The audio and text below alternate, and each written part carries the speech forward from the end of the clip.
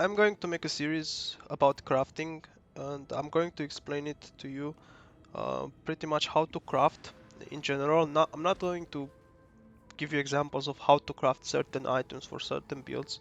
I'm going to make tutorials about how to craft in general, going from A to Z. That being said, if you are uh, a somewhat a decent PoE player, you don't need to watch this video. But if you're a beginner, if you're just barely starting crafting, I think this series will be very helpful to you and will clarify a lot of things. Now, I'm not the best crafter in the world, but I pretty much know almost everything about crafting. Maybe there are a few things here and there that I'm missing, but I know quite a lot about crafting. Um, this video today is going to be about uh, when to craft and whether or not you should craft. Basically, crafting goes like this. If you're looking for somewhat decent items, you don't need to craft. You're better off buying them from the market. If you're interested on how to buy them from the market, I will leave a video in the description. It's about trade filters and how to set them up, and that will help you buy very good items for cheap. However, if you're looking to craft items that are more specific to your build, and maybe your build is not that popular, and maybe people are not crafting for you as a customer, then you have no other option but to craft, because even if you have currency, you cannot buy those items because they don't exist on the market. A good example would be this chest piece. If you look at this chest piece, um, it's a very good chest piece, but I would never be able to buy a chest piece like this because it would simply not exist on the market, because nobody is crafting with 25% increased area of effect. Every crafter will use the mana reservation efficiency, and maybe will use another base. For example, my base requires 152 dexterity. It's much easier to craft on a base like this, but that's not the point. The idea is, if I wanted to sell this base, it would be nearly impossible, even though it's a very good chest piece, and a similar one, except instead of increased area of effect, that one would have mana reservation efficiency of skills, uh, and probably be a different base that requires much less dexterity.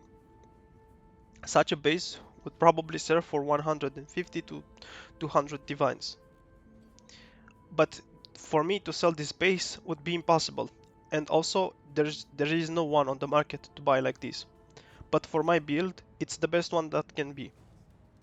So this is one way crafting should be applied. When you're crafting items for your build that cannot be bought from the marketplace. Another example would be this shield right here. Almost nobody is going to purchase a shield like this, and almost nobody is going to craft one like this for sale. Um, but for me, this is the best shield that can be out there. But I have to craft it myself. I cannot buy it from other people. That's the idea. Another thing would be, if you're crafting for profit, you can craft either you craft in bulk. Let's say, for example, Freedom comes. let's just say that I'm crafting leather belts. I cannot be crafting just one leather belt. I need a stock of about 20, 30, 40 leather belts, because in the crafting process I will hit a somewhat decent belt that will probably sell for 50, 100 chaos, and I just cannot roll over that belt, because that is a good belt that will sell. So I need to have like 30 belts. Probably 28 of them will be bad belts. I mean, not bad, but uh, that will sell for like 50 to 60 to 100 chaos. And one or two of them will be a very good belt that will probably sell for uh, 3, 4, 5 divines, something like that. So you have to keep that in mind. This is how you craft in bulk. And the third option would be when you're crafting mirror tier items.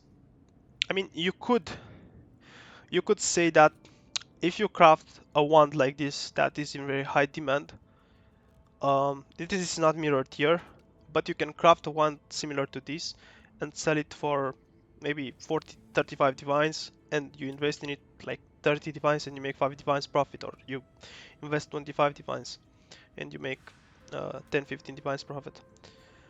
Um, you could do that, but or you could go for a mirror tier item. But if you're going for a mirror tier, you probably don't need to watch this video anyway. For But this freedom. is basically when you should craft in PoE. Um, that was all that I had about this video. The second video will be about the basics of crafting. But the first video was when to craft and whether or not you should craft.